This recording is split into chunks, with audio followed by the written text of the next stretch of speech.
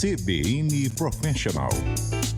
Uma parceria com o jornal Valor Econômico.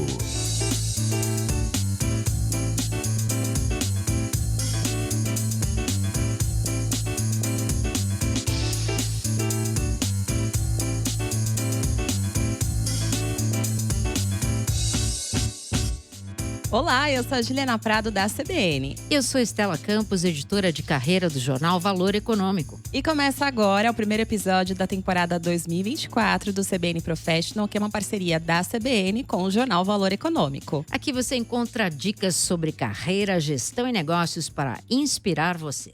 E nessa nova temporada tem uma novidade. Além de nos ouvir, você também pode nos ver. O vídeo desse episódio já está disponível nas nossas plataformas digitais. Então ajeite os seus fones de ouvido ou aumente o som do seu tablet, do seu computador, da sua TV, porque a partir de agora nós vamos aprender muito por aqui sobre os novos desafios da liderança. E em 2018, a startup onde o nosso convidado trabalhava levantou 500 milhões de dólares, até então a maior captação por uma startup na América Latina, para acelerar o processo de evolução em direção à inteligência artificial. Bom, Juliana, na época, como vice-presidente de finanças, ele respondia não só pelas finanças, mas pela estratégia, fusões e aquisições, pelo lado jurídico, políticas públicas, riscos e compras, mas decidiu abraçar também o desafio de implementar os modelos de inteligência artificial. E olha, não era pouca coisa, porque nós estamos falando aí da maior food tech da América Latina, que só este mês deve estar movimentando em torno de 6 bilhões de reais. Pouco valor, né? Desde maio desse ano, o nosso convidado assumiu como CEO dessa empresa e tem agora o desafio de fazer o negócio de delivery crescer em outras áreas, como farmácias e também supermercados. E pretende ainda lançar a própria maquininha de pagamentos. Spoiler dado, a partir de agora a Estela e eu vamos conversar com o Diego Barreto, que é CEO do iFood. Diego, seja muito bem-vindo. Obrigado. Muito obrigada por aceitar o nosso convite. Valeu. Primeiro episódio da temporada e primeiro vídeo da história do podcast, é isso? É isso aí, é o primeiro em tudo, hein? É isso mesmo. E já começamos, né, bem. Diego, eu quero começar aqui a nossa conversa falando um pouquinho do início da sua trajetória. Em um dos seus livros, inclusive eu tô com um aqui, ó, para quem tá vendo a gente pelo YouTube, pelas nossas redes, tem um dos livros aqui, O Cientista e o Executivo. Daqui a pouco a gente vai falar mais sobre ele. Em um desses livros, Diego, você relembra grandes referências do seu passado, você fala do seu pai, tio e avós, que eram empreendedores, assim como muitos dos seus amigos mais próximos em Uberaba, em Minas Gerais, onde você nasceu. Você não tinha aí vontade de empreender também? E como você acabou resolvendo vir para São Paulo para cursar Direito? Boa. Ó, primeiro deixa eu fazer um spoiler aqui, que eu sou um cara que fala de forma muito informal. Então, mas nós também, né? na hora que eu falo alguma palavra que não pode usar aqui, vocês cortam e tá tudo bem, tá? Tá bom. Então,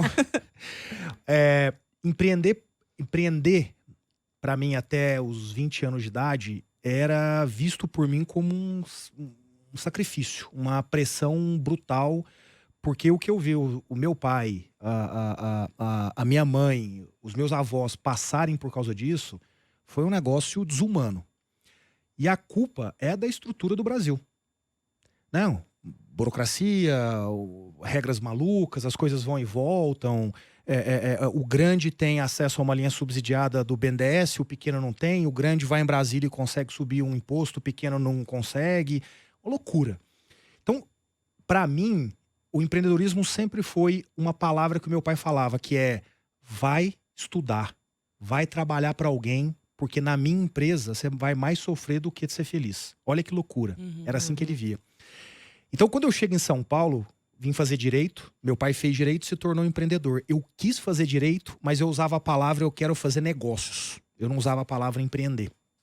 Então, na minha cabeça, o empreendedorismo não existia. A gente nem usava essa palavra, né? Até os meus 20 e pouquinhos anos. Quando eu chego em São Paulo, isso começa a amadurecer na minha cabeça. E quando eu faço a migração para o mundo da Movile, no iFood, e eu olho para trás, na prática o que eu vi é um Diego extremamente empreendedor. não fazendo o negócio propriamente dito, o CNPJ, mas fazendo uma série de coisas que claramente eram de um comportamento empreendedor. Então, a vinda para São Paulo, apesar de ser para direito, era para seguir o passo de quem fez isso, mas virou empreendedor. E quando eu descubro esse mundo aqui em São Paulo, eu olho para trás e eu falo, pô, mas o Diego empreende, na verdade, comportamentalmente falando, de diversas formas. E aí foi que caiu essa ficha. Mas você teve um meio tempo ali que você foi pro, né, Matos Filho. Você Foi. chegou até, né, começar a vida aí como advogado. Mas Foi. foi rápido, né? Cara, foi muito louco isso, porque o Brasil, ele tem uma estrutura de ensino que ela é ruim. A realidade é que você entra numa faculdade no Brasil e você fica extremamente pressionado para começar a fazer um estágio no primeiro dia. Uhum. Porque como você tem aquele medo de não arrumar emprego, como você tem aquele negócio de eu não sei se eu vou ter renda, o seu desespero por começar a estagiar e, portanto, fazer a faculdade mais ou menos, ela é enorme desde o primeiro, segundo ano de faculdade. Uhum. Então foi isso que eu fui fazer. Qual foi, na verdade, a minha grande surpresa? É que eu consegui usar o meu estágio para poder sair do direito. A minha decisão de trabalhar no Matos Filho com a área de mercado de capitais, na verdade, a decisão deles, né? A minha intenção de fazer isso. A minha intenção de fazer isso era exatamente para estar perto do negócio. Então, o que é a área de mercado de capitais de uma forma muito simples? A área de bolsa de valores, abertura de capital, captação de recursos. E essa é uma área que lida diretamente com quem? Com o CEO das empresas, com o CFO das empresas. Então, essa área me punha em contato com essas pessoas. E foi aí que a minha carreira virou.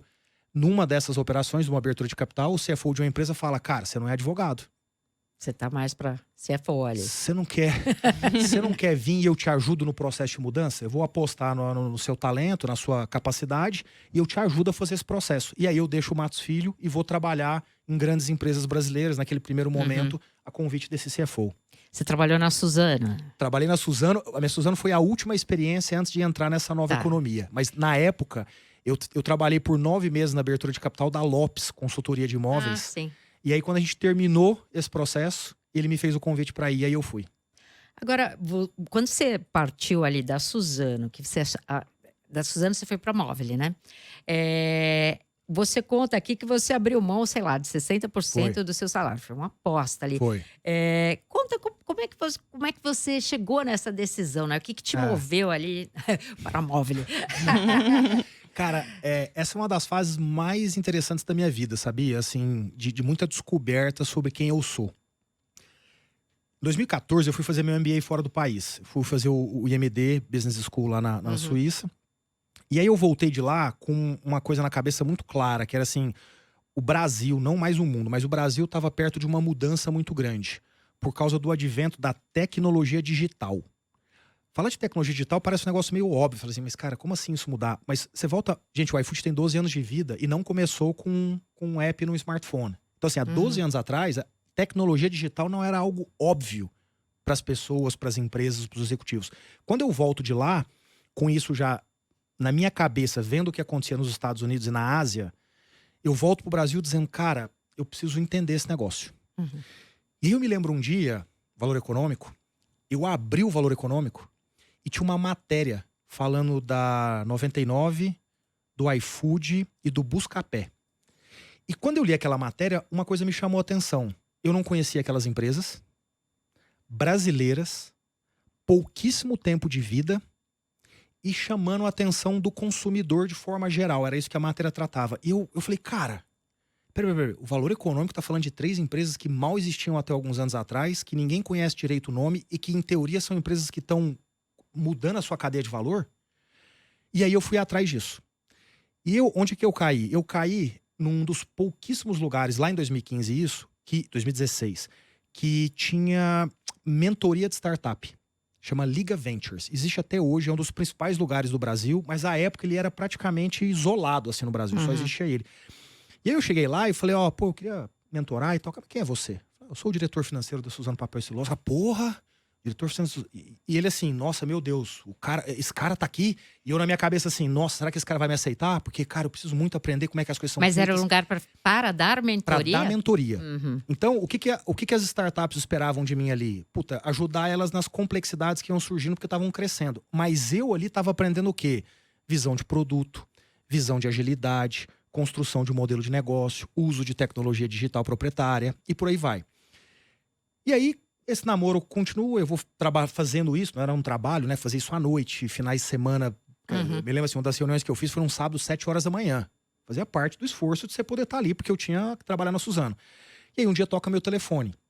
E era a Inova, que era um fundo de investimento da Verônica Serra, com o Jorge Paulo Lema e o Marcel Teles, que investia na Movile.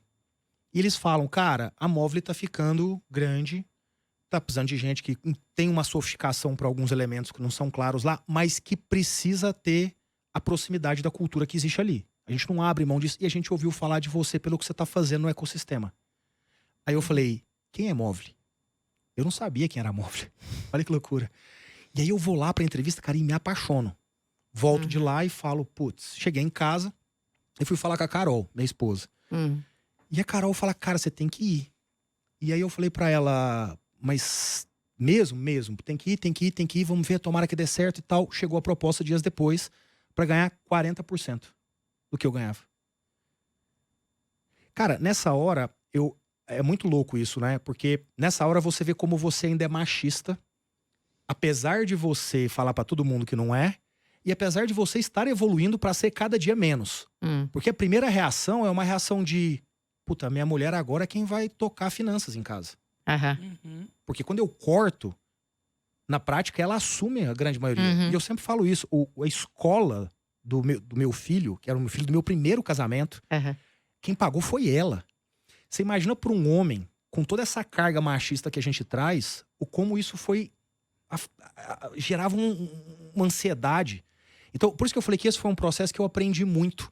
Porque isso apesar de eu me considerar já um cara que era evoluído nesse tema à época, floresceu coisas que eu falava, opa, eu preciso melhorar 10 vezes ainda como pessoa. E aí, é aí que eu topo a decisão de ir. A Carol fica com essa responsabilidade muito maior em casa.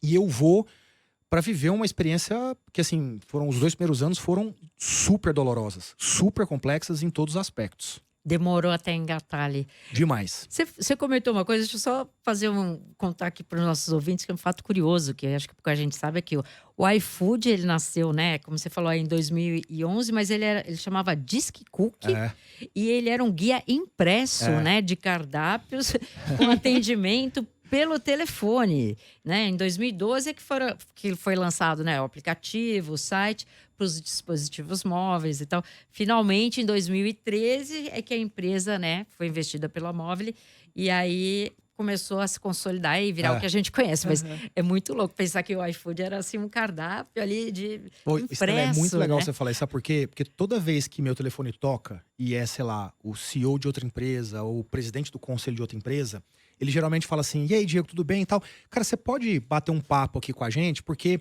esse mundo digital e vocês nasceram digitais é um mito. A gente não nasceu digital. E veja, quando você pegava o cardápio lá do Disque Cookie, né, a revistinha, você ligava para um call center. Olha só. Esse call center recebia a sua ligação e mandava um fax pro restaurante. Mãe Nossa, do céu, fax. Aí talvez... Gente, fax é um negócio que existia, tá? Procurem aí no Google, né? Joga no chat GPT Google aí. Mas olha que interessante. Se você se lembrar como você pedia pizza sábado à noite na sua casa, você vai se lembrar que você ligava pro restaurante e dava ocupado. Você falava, pô, que merda. Tá, vou tentar de novo. Aí uma hora te atendia. Você vê, o call center, ele melhorou sua experiência 1000 vezes. Porque você deixou de esperar. A revistinha melhorou 1000 vezes. Porque como é que você fazia pra pedir até então? Você abria uma página amarela, nas páginas amarelas, e você não tinha as opções. Então, vem cá, a pizza de calabresa aqui é com ou sem cebola? A revistinha te falava. O tempo que você, né? Exato. Olha como isso parece arcaico, mas foi revolucionário à época isso, né? Totalmente. Diego, eu preciso voltar só um pouquinho na nossa linha do tempo da sua carreira, que eu acho que é importante, que foi na área de finanças que você conquistou seu primeiro cargo de alta liderança, né? Como diretor financeiro e de RI na OAS entre 2011 e 2015. Como é que foi esse momento? Que líder que você era aí? Porra, esse momento foi muito legal. Eu tinha 27 anos, cara. Pensa essa situação. Eu tinha 27 anos de idade. Eu tava formado há 4 anos em Direito. e estava assumindo como diretor financeiro. Então, eu era a típica pessoa que todo mundo, antes de qualquer coisa, colocava um ponto de interrogação e dizia: mas esse cara, só com 27 anos, formado em Direito, há 4 anos atrás, ele é filho de quem? Deve ser filho de alguém, não é possível. Então, esse momento para mim foi um momento de muito crescimento. Um crescimento do ponto de vista comportamental, do ponto de vista de autoestima, para que eu entendesse exatamente que a forma de liderar as pessoas não ia ser com poder. Por quê? Porque com todas essas incógnitas em função desse preconceito que era normal ter, a reação natural das pessoas era não te conferir poder. Você não confere poder para uma pessoa com 27 anos, formada há 3, 4 anos em Direito, sentando numa cadeira de diretor financeiro. Então, o que surge naquele momento? Surge essa compreensão de que líder que eu tenho que ser. Então, o que eu descobri ali? Que o Diego era um líder contextual.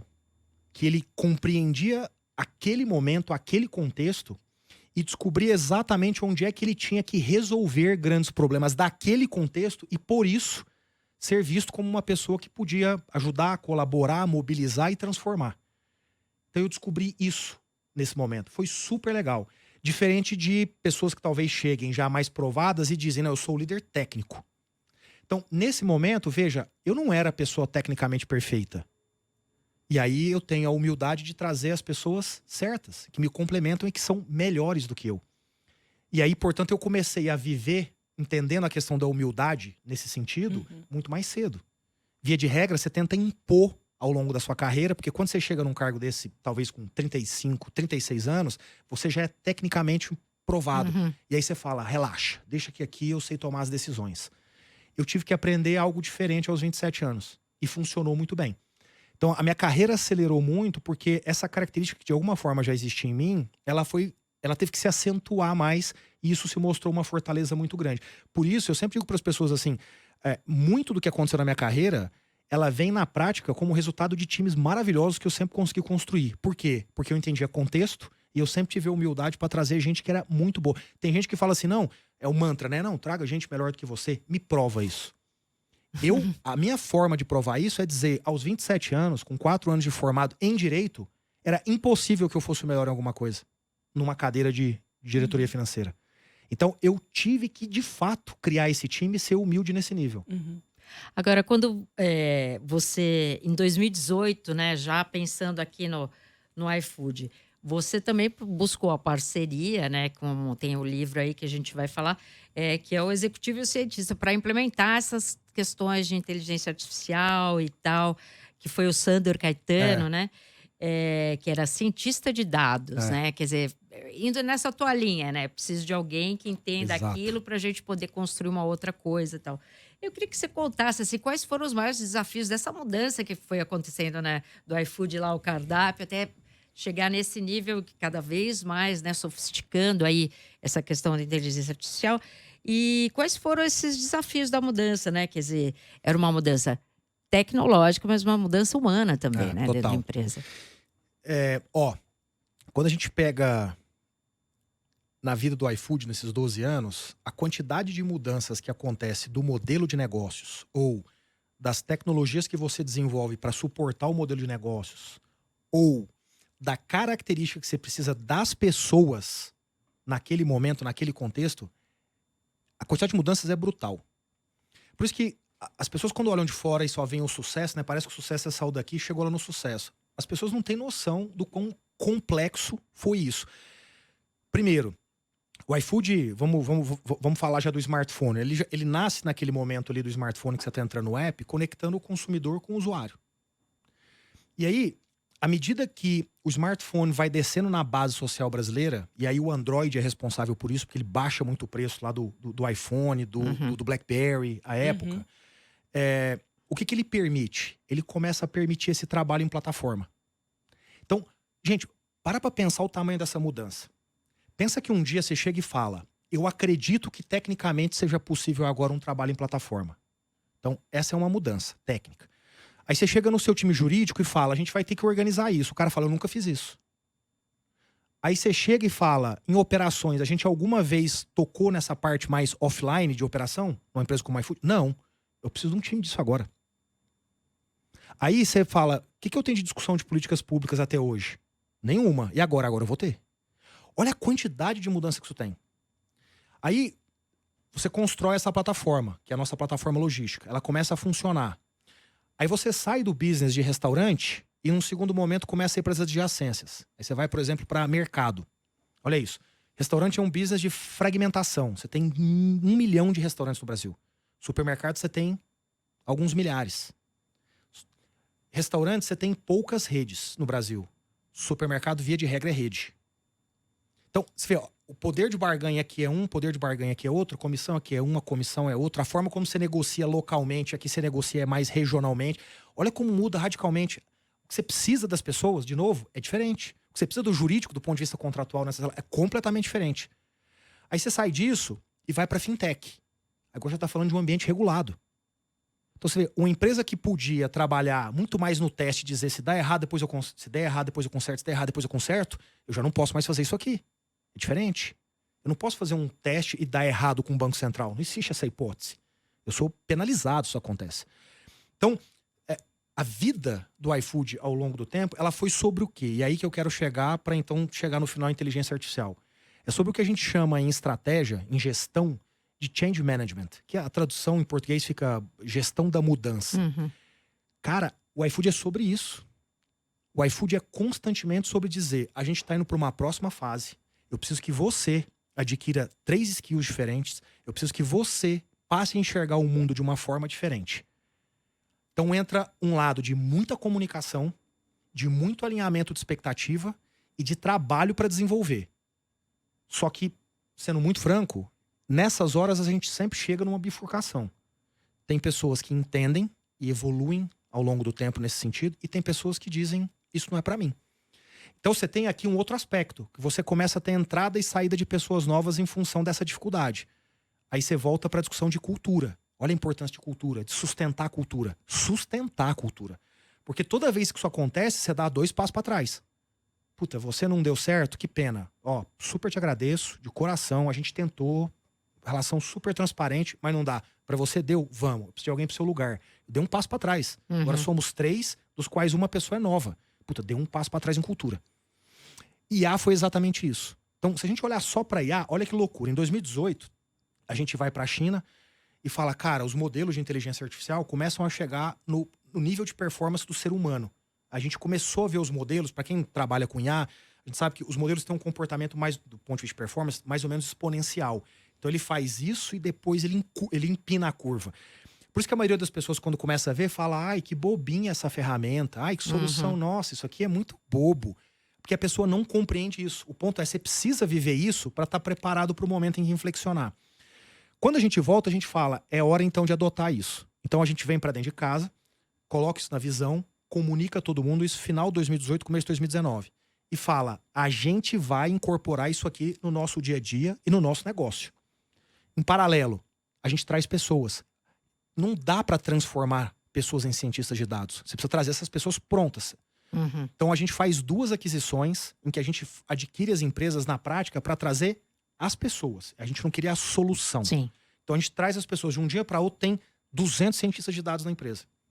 A gente traz o Sandor, que é o coautor do livro, ele vem do Nubank para trabalhar no iFood, para ser o VP de inteligência artificial. Em 2019, eles ficam trabalhando na parte técnica, né? No Data Lake, na definição das soluções, da infra, e a gente comunicando e avisando as pessoas. Ó, vocês vão ter que aprender isso, vocês vão ter que aprender isso, vocês vão ter que aprender isso. 2020 a gente vira uma chave. Que chave é essa?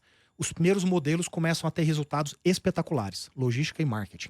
Espetaculares assim no nível que assim, em estratégia a gente usa a expressão tipping point. Que é um momento que você fala assim, ó, daqui pra frente não adianta olhar pra trás. Porque, cara, é outro mundo. O que aconteceu em marketing e logística foi isso. A gente falou, uau! Eu ia usar uma daquelas palavras que vocês iam cortar agora. A gente falou, uau! E aí, quando isso acontece, a empresa inteira olha e fala, eu quero também. Mas olha que legal, eu venho há 1 ano e meio comunicando, avisando, E você falou de preparar as pessoas tecnicamente, foi com cursos? Como é que é essa cobrança da preparação? A pessoa mesmo se voluntaria? Como é que vocês fazem essa O gestão do iFood, conhecimento? ele tem uma gestão, uma cultura empreendedora. A maioria das empresas que eu vou, tá escrito empreendedorismo. As pessoas custam a conseguir explicar o que é isso lá na prática. Então eu vou te dar um exemplo de empreendedorismo sob a ótica dessa requalificação das pessoas. Então, o quanto a gente vai lá e fala, tá aqui R$5.000 pra você fazer um curso? Zero. Uhum. Zero. O conteúdo tá disponível. A empresa tem gente foda nisso. As pessoas fodas da empresa, o que elas fazem? Elas criam os cursos. E elas distribuem na empresa. Então, nesse exemplo de o time de data, por livre e espontânea vontade, dentro de uma lógica estratégica da empresa, falou, a gente vai criar um curso que chama BADU, que é o Business Analyst Data Heavy User. Fica em inglês porque em português não fica um acrônimo legal. Uhum. Que é basicamente uma pessoa que usa muito dado, mas não é o cientista de dados. E aí a gente colocou esse curso. Para conseguir fazer esse curso, você tem que saber uma ferramenta, uma linguagem nova, chama SQL, que trabalha em grandes bancos de dados. Então era simples, eu boto o curso e daqui 60 dias eu olho quem do meu time fez. Aí meu time tinha 300 pessoas, 30 fizeram.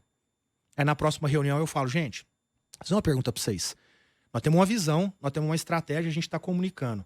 Aqui a turma lá foi e fez um curso para vocês, por livre e espontânea vontade. Passaram um sábado gravando. E só 10% aqui fez. Alguém pode levantar a mão e me explicar por que não fez? O que acontece nessa hora? Ninguém levanta a mão. Certo? Aí 30 dias depois eu olho o número de novo. Aí 60% fez. Aí faltam 30%, certo? Aí esses 30% eu chamo pra uma reunião. Uhum. Eu falo, gente, alguns aqui devem ter ficado doente, ou sair de férias, ou deve ter entrado agora e não deu tempo. Mas eu preciso que vocês me ajudem a entender o porquê vocês não fizeram. Porque se vocês não me ajudarem, eu não consigo ajustar o problema. Uhum. Aí, via de regra, não tem resposta. Via de regra, a resposta é eu não quis fazer. É aí que vem a bifurcação. Então, vem uma terceira conversa, que é, gente, eu entendo. Existe uma resistência. Mas a empresa precisa. E eu sempre uso um exemplo. Quando eu vou na sua casa, você talvez diga, Diego, você não pode abrir minha geladeira. Na minha casa, quem abre a geladeira sou eu. Cara, eu não posso abrir sua geladeira. Isso chama falta de respeito. Uhum. Na minha casa, iFood, tem que se desenvolver. Não se desenvolver é falta de respeito com a minha cultura. Uhum. Então, vem essa terceira conversa. Nessa terceira conversa, as pessoas menos resistentes, apesar de resistentes, elas começam a se mover, ainda que seja lento. E aí tá tudo bem, faz parte. Uhum. Mas aí tem pessoas que claramente mostram um nível de resistência. É aí que vem a bifurcação. E aí você precisa fazer a mudança. Uhum. Você tá com quantas pessoas hoje? 6 mil, quase 6 mil. Um pouco menos de 6 mil. Uhum. Agora, o iFood teve... bom, a gente tem problemas ali, as questões trabalhistas, os entregadores e tal. Como é que você, como CEO agora, né, nesse papel, como é que você entra nessa discussão, né? Porque é um negócio que tem impacto direto aí, milhões de pessoas no Brasil.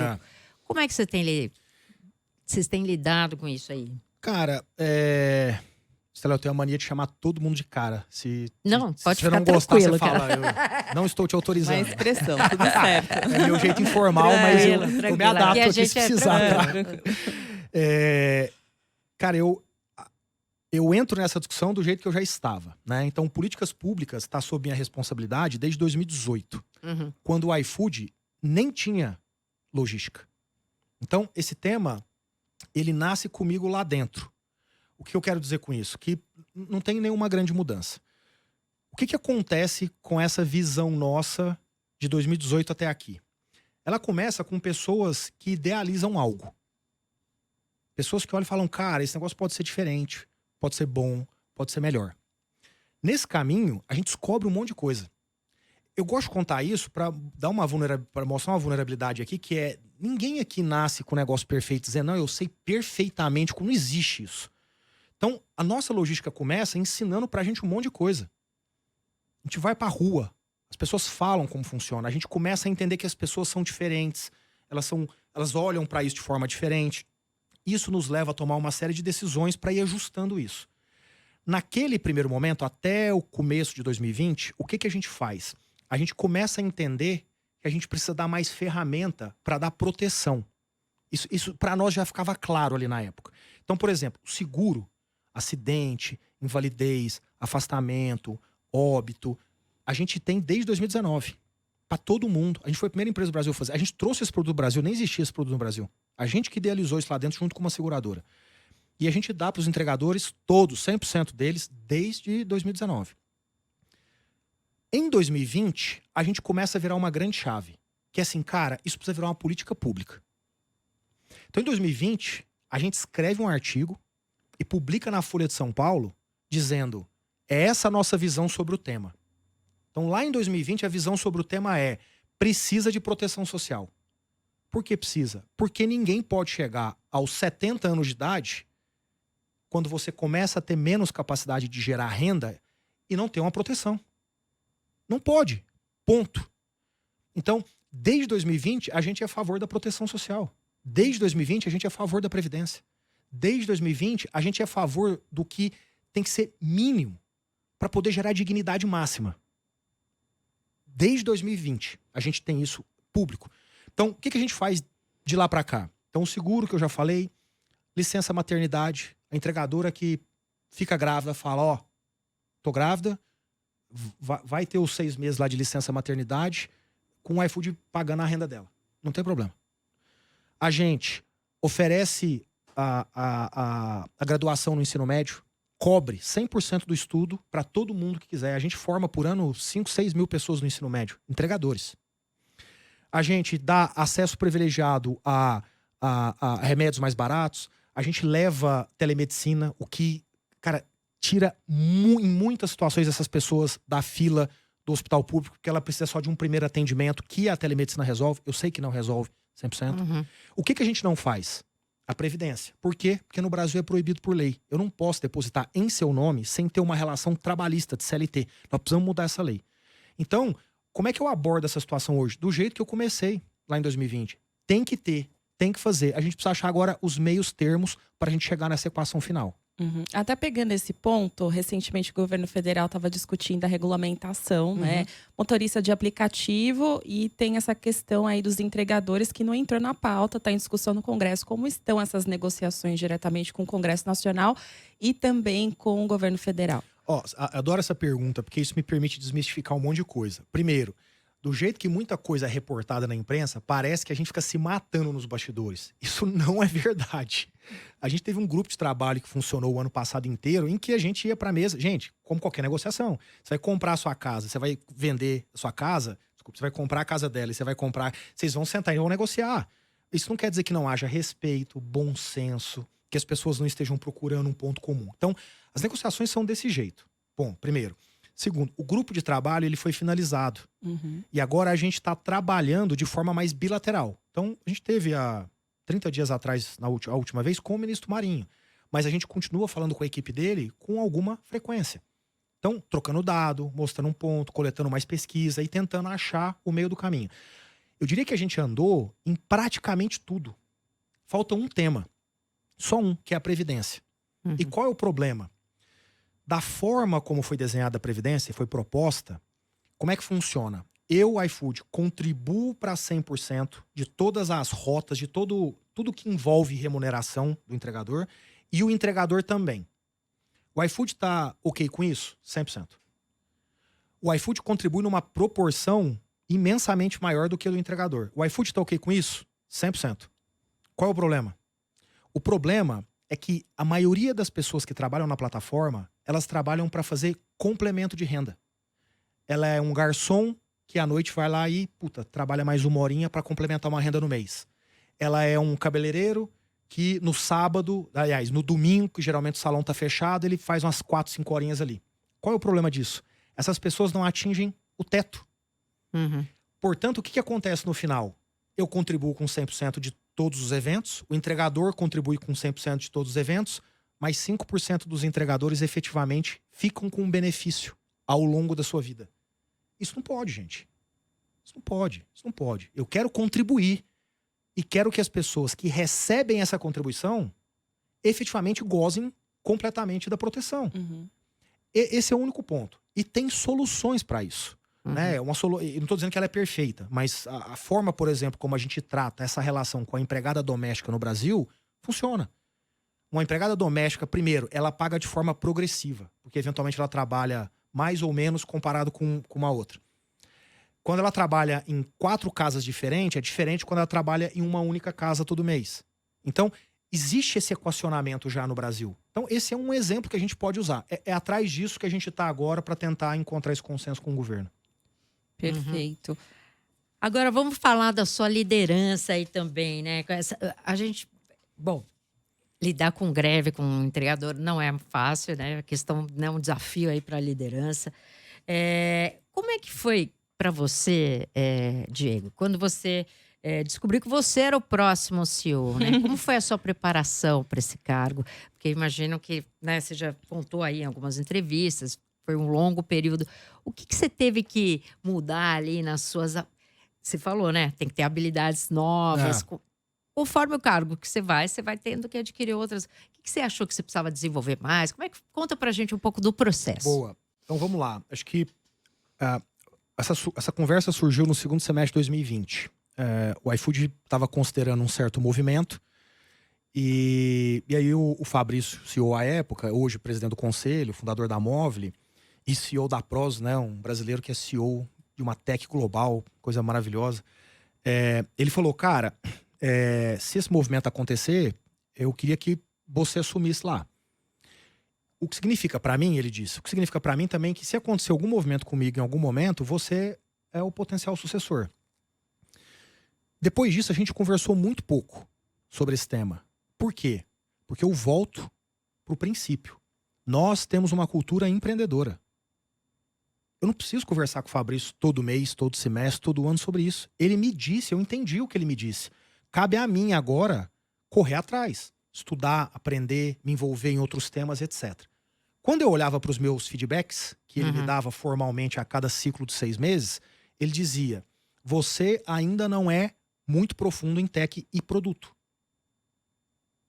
Então eu entendi, cara. Nós somos uma empresa de tech e produto. Ele está dizendo que potencialmente eu sou. Ele está dizendo que eu tenho um gap. O Diego que se vire. O Diego que se vire. Então o Diego foi estudar isso. Depois o Diego implementou isso dentro da equipe dele, que não é óbvio. Uma equipe de comunicação trabalhar com data, uma equipe de jurídico trabalhar com lógica de produto, uma equipe financeira ter o seu próprio time de desenvolvimento e por aí vai. O que aconteceu com o meu time? O meu time se tornou no mercado uma referência para esses temas. Eu digo no mercado e não dentro do iFood. Porque, naturalmente, a gente sempre está correndo atrás de quem é muito bom nisso. Do tipo, o time de tech e produto é muito bom nisso. Então, no mercado, nos meus peers, a gente virou uma referência. Então, eu fui fechar meu gap estudando, trabalhando por conta própria. Não precisa... Isso é cultura empreendedora.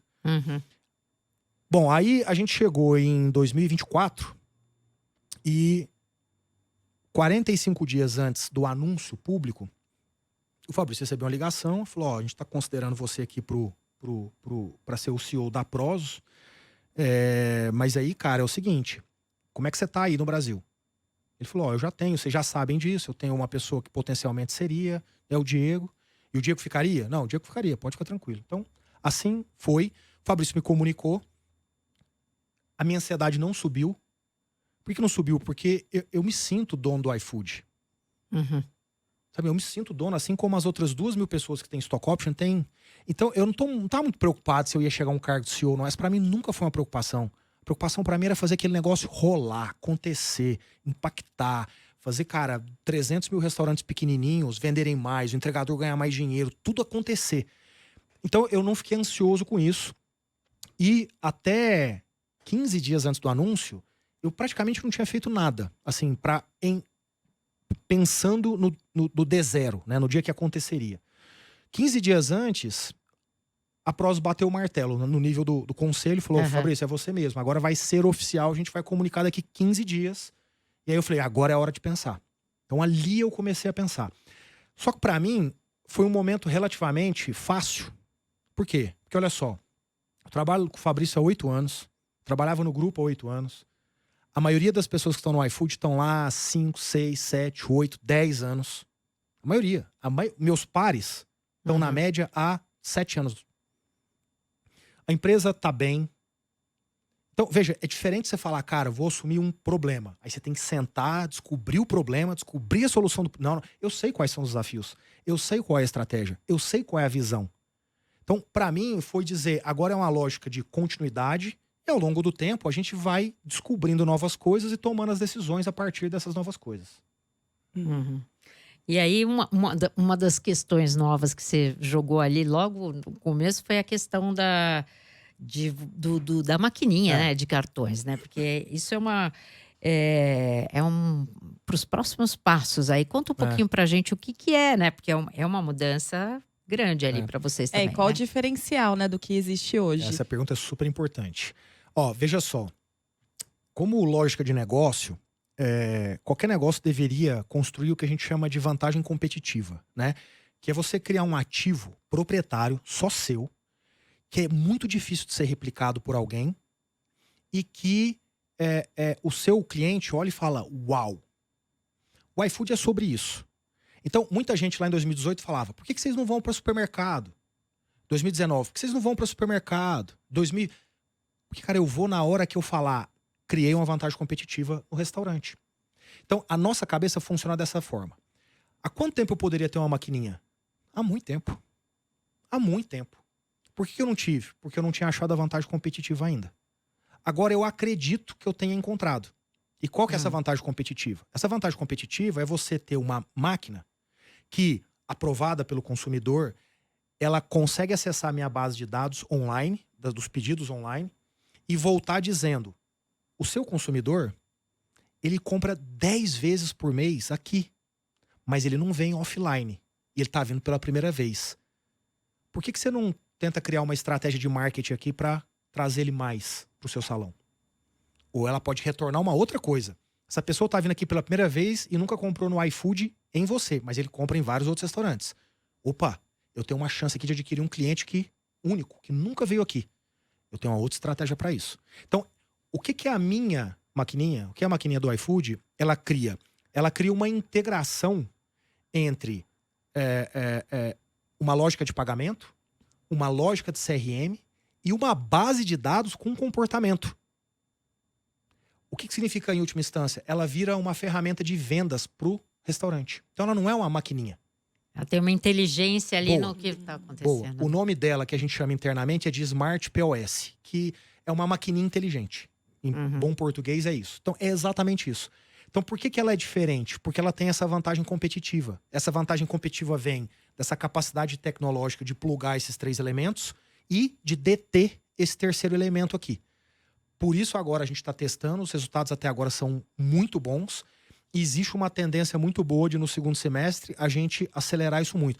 Diego, em todos os comércios do Brasil? Não. Foco. Restaurante. Foco. É ali que eu tenho vantagem competitiva. E no salão de beleza que tem aqui do lado, eu não tenho vantagem competitiva. Aí as maquininhas são parecidas, os preços vão ser parecidos, não é assim que eu gosto de pensar a estratégia. Só que a maquininha ela é um pedaço disso, né? Na prática, a gente precisa olhar esse envelopamento como algo muito maior, que é com uma série de ferramentas, que não só a maquininha, que vai ajudando o restaurante a reduzir custo e aumentar a venda. E é aí que a gente, de fato, cria uma vantagem competitiva muito maior. Então, a gente vai muito além da maquininha ao longo do tempo. Bom, o papo tá ótimo. Conversamos sobre vários assuntos. A gente já tá encaminhando aqui para o final. A gente vai para o nosso quadro de dicas. Aí. Diego, eu queria saber o que você está fazendo para cuidar da sua saúde mental em meio a tantos dados, a tantos trabalhos, enfim. Tem muita coisa aí que você lida no dia a dia, mas tem aquela hora que você precisa desconectar, né? O que você faz? Eu faço 2 coisas. Toda manhã eu acordo, vou pra academia, mas esse não é o mais importante. A academia fica 20 minutos da minha casa. Eu saio todo dia, a hora que eu saio tem um banco. Bem na hora que eu saio tem um banco, assim, eu sento, tiro meu tênis, tiro minha meia e volto caminhando descalço pra casa 20 minutos. Descalço? Descalço. Agora explica. Diferenciado, né? Ou estranho, né? Diferenciado, aí você pode decidir. Cara, eu gosto. A minha vida foi sobre isso em Uberaba. Eu ia pra fazenda, andava descalço, jogava futebol descalço na rua. Por algum motivo, isso me faz me sentir… Mas na rua, normal, na você anda rua. descalço? Eu saio da academia e vou pra casa. Assim, não é que eu tô andando num campo lindo, florido. Então, isso que eu Eu fiquei estou imaginando, andando é aqui na calçada na mesmo. marginal, voltando aqui na Aham. marginal, caminhando. Aham. E aquilo me conecta, cara. Aquilo talvez me remeta às sensações, sentimentos da minha infância, da minha juventude em Uberaba. Eu me sinto bem. Legal. Volto caminhando, e isso pode ser meio louco. As pessoas mais sofisticadas chamam isso de grounding, que é você colocar o pé no chão e trocar energia. Eu não sou sofisticado assim. Eu boto o pé no chão porque me lembra a minha juventude, a minha infância em Uberaba. Aham. E a outra coisa que eu faço eu gosto de aprender. Cara, quando você aprende do zero algo, você desconecta de tudo. Porque é tão desafiador você aprender uma coisa do zero. Então, a cada 6 meses, 1 ano, eu estou aprendendo algo do zero. Nesse exato momento, eu estou aprendendo mágica. Mágica? Mágica, por quê? Porque vai lá ver o tanto que é difícil esse negócio. Difícil pra caceta. Nossa, e você faz, assim, números de mágica aí na tua Tô aprendendo, família? Como é faço que é? pros meus filhos. Hum. Veja, meu filho mais velho tem 10 anos. Ele tá saindo daqui a pouquinho daquele momento em que ele fala: uau, olha meu pai, olha a minha Sim. madrasta, olha Aham. isso. Os meus outros dois filhos ainda estão, né, um com 6 anos e um com 2. Ainda vão… Cara, é a última chance que eu tenho com o mais velho, e depois eu vou ter com os outros 2, de criar esses momentos ainda tão assim, nossa, cara, meu pai tem poderes mágicos, sabe? E qual é o truque mais legal que você já aprendeu na mágica? Cara, eu vou te dizer, o mais fácil e o menos legal é o que eles mais gostam. Então, eu vou te contar esse. Que é tirar a moeda do ouvido. Ah, Cara, eles ficam… Não me peçam pra fazer isso aqui, por favor, tá tá? bom, pode deixar. É o velho e bom tira a moeda da Cara, ouvida. eles vão com os coleguinhas pra casa, ou chegam minhas sobrinhas, e eles falam: pai, tira uma moeda. Tipo, eu tenho que ficar andando com moeda, assim. Você não tem noção. Eu talvez seja o paulistano que mais tem moeda em casa, porque eu preciso toda hora ficar tirando moeda da orelha deles, entendeu? Então é esse. Mas o que é legal mesmo é com o baralho. Ah, tá. O que você faz com baralho? Você tira o… Cara, eu vou contar uma que eu fiz, assim, que foi um dos meus momentos mais uau, assim, dos últimos 12 meses. Eu tava num restaurante com eles, com a minha esposa também. E aí eu peguei o baralho, abri o baralho assim e falei: escolhe uma carta. E aí eles falaram, mostrando pra eles, né? Eles falaram essa, sei lá, um ás de paus. Eu fechei o baralho, virei ao contrário e abri na mesa. Falei: cadê o ás de paus? Sumiu. Eu fiz só esse movimento. Eles falaram: como assim, pai?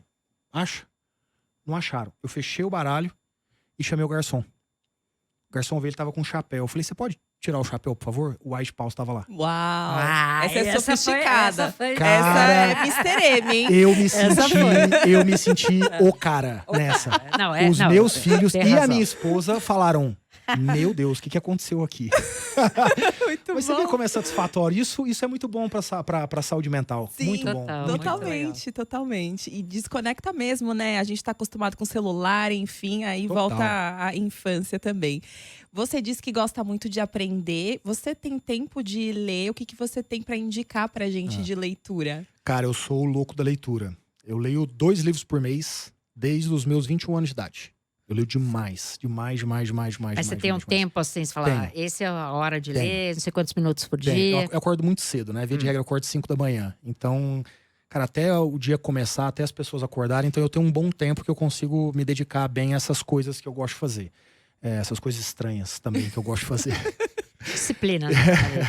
E a leitura é uma delas. Eu gosto de vários livros, assim, acho que indicando… eu vou indicar 3 livros aqui, muito diferentes um do outro. Assim, acho que, primeiro, tem um livro brasileiro que eu sou apaixonado, que chama Torto Arado. É um Sim. cara Sim, premiadíssimo. ali. premiadíssimo, lindo, maravilhoso, encantador, e que te faz entender um pouco mais os privilégios que você tem e, portanto, rever um pouco o seu comportamento. É sempre bom ler esses livros para te trazer pro chão, né? É muito bom. Adorei, do Itamar Ribeiro. Um outro livro muito bom chama O Almanaque de Naval Ravikant. Naval Ravikant é uma pessoa muito sábia do mundo de startups. Muito sábia. Então, não é que ele é experiente, ele é sábio, uma pessoa que tem sabedoria. E aí pegaram tudo que ele já falou e criaram uma coletânea. E virou um grande livro de sabedoria. E esse livro é basicamente focado no como as pessoas hoje usam o seu tempo, pensam o trabalho, pensam a relação sua com a sabedoria, com a saúde mental. Mas é um livro de sabedoria. Não é uma história, não é um manual. É um livro de sabedoria. Sabe quando você lê poucas frases e fala, uau, isso aqui eu vou anotar? É isso, esse é um. E o outro que eu gosto muito é um livro chamado Princípios, do Ray Dalio, R-A-Y, Dalio, que é um cara que fala sobre transparência radical. Adoro esse tema. Como é importante falar a verdade para as pessoas, como é importante falar rápido a verdade para as pessoas, como é importante ouvir a verdade rápida das pessoas. A gente não gosta disso, né? Eu sempre gosto de dar um exemplo para as pessoas assim. Você sempre teve um namorado ou uma namorada que você não queria mais estar com ele, mas demorou 6 meses porque você não conseguiu. É isso, cara. E aí você sofre, você fica mal, você cria situações estranhas, tá? Porque você não consegue falar a verdade rápido, né? Então, esses são 3 livros que eu gosto bastante. E lembrando, né, que o Diogo é autor, né? Você tem 2 livros, mas nem né, sugeri pros os meus, vai que seja ruim, Não, né? a Então... gente vai falar, né? Tem a Nova Economia, né? Exato. E olha, a Juliana tá aqui, ó, o cientista e o executivo. Para quem tá vendo a gente aqui pelo YouTube, também tem esse livro, bem interessante. Pra fechar, você gosta de assistir filme, série? Tem alguma coisa pra indicar pra gente? Cara, a Carol fala que eu sou terrível com isso. Com série, com filme. Eu discordo dela, mas ela fala que eu sempre durmo e não termino de ver as coisas. Não, mas isso é um clássico, né? Mas eu gosto. Cinema não é o que eu mais gosto. O que eu gosto é ler. Mas eu gosto. O filme recente do Wagner Moura, achei um negócio espetacular. Guerra Civil, muito legal. Eu vi. Você viu no cinema? Fui ao cinema. Foi um final de semana, olha que engraçado. No final de semana que o Fabrício disse, batemos o martelo, eu pedi pra Carol e pras crianças viajarem. Porque eu precisava ficar em casa 48 horas trabalhando em cima disso. E aí, à noite, eu fui sozinho ao cinema e fui ver esse filme. Cara, que filme maravilhoso. Assim, o que eu gostei dele, assim, porque ele é um filme que mostra uma possibilidade muito próxima. A gente tá acostumado a ver filme que se fala assim, talvez daqui a 50 anos, talvez daqui a 100 anos. Não, talvez daqui a 10 anos. Daqui a 15 anos. Então, além de ser uma produção maravilhosa, e o Wagner Moura dá um show de interpretação, né? E o que eu gosto muito é de documentário. Eu não gosto muito de ficção científica. Eu vejo ficção para me ajudar a imaginar as coisas. Mas o que eu gosto mesmo é de documentário. Então, você pega o documentário, por exemplo, sobre a história do Spotify. Cara, maravilhoso. São 6 episódios. E cada episódio, a mesma história é contada por um ângulo diferente. O ângulo do fundador, o ângulo do dono da empresa de música, como uma Warner da vida, o ângulo do advogado. Então, é muito louco você ver a mesma história com 6 interpretações diferentes. Então, esse é um documentário que eu super recomendo, em especial por quê? Porque ele te ajuda a entender que a sua percepção não é necessariamente a percepção que existe de outras pessoas. E que por isso você sempre precisa refletir muito antes de tomar determinadas decisões. Pra quem ficou curioso, a série, né, se chama Som na Faixa, tá disponível na Netflix. É bem interessante, bem curtinha, dá pra assistir em um dia, em uma maratona aí numa essa tarde. gosta, diferente de mim, tá vendo? Ela não dorme, ó. Eu não durmo, eu gosto bastante. Maratona. Bom, Diego, eu gostaria muito de agradecer aqui a sua presença, por ter compartilhado tantos aprendizados, por ter falado bastante, né? Por ser você mesmo aqui na entrevista, que essa é a pegada do CBN Professional, né? A gente gosta de conhecer o CEO por trás do cargo. Gostaria muito de agradecer, espero que você volte mais vezes. Valeu. Agradeço também e tenho que confessar, Diego, que o iFood é uma desgraça na minha casa, porque a gente é muito fã. Olha, que bom! Olha, meu orçamento, viu? Esse iFood, vou te falar, viu? Pensa por outro lado, olha o tanto tempo que sobra pra você poder fazer outras coisas com a sua família. Tá certo. É verdade. Tá, muito obrigada, viu? Obrigado por ter aceitado o nosso convite. Valeu, gente. Sucesso. A gente conversou com o Diego Barreto, que é CEO do iFood. E Estela, te vejo no próximo episódio, combinado? Com certeza, vamos nessa. Obrigada, gente. Agora eu vou ficando por aqui em mais um episódio da nova temporada do CBN Professional, que é uma parceria da CBN com o jornal Valor Econômico. Se você gostou desse episódio, mande as suas sugestões para o e-mail cbnprofessional@cbn.com.br. E se você quiser saber mais sobre o assunto que a gente abordou aqui hoje, entra lá no site do Valor Econômico. Os trabalhos técnicos desse episódio são da Débora Gonçalves e a sonorização é do Cláudio Antônio. O roteiro e a produção deste episódio foram feitos pela Estela Campos, pela Bárbara Nor e também por mim, Juliana Prado. E eu te encontro na semana que vem. Beijos pra você e até o próximo episódio. CBN Professional. Uma parceria com o jornal Valor Econômico.